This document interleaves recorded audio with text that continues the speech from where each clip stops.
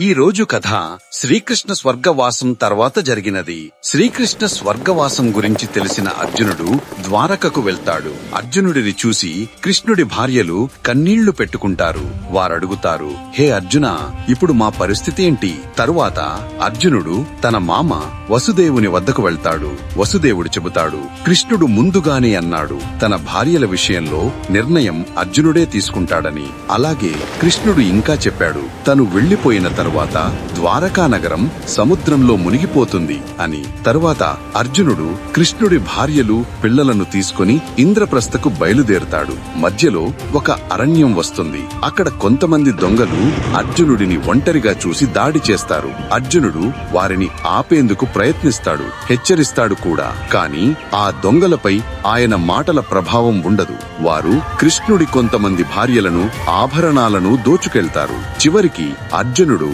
మిగిలిన స్త్రీలను తీసుకుని ఇంద్రప్రస్థకు చేరుకుంటాడు. అక్కడికి చేరిన తరువాత కొంతమంది స్త్రీలు తపస్సుకు వెళ్తారు. మరికొంతమంది తన ప్రాణాలను త్యాగం చేస్తారు. రాధే రాధే.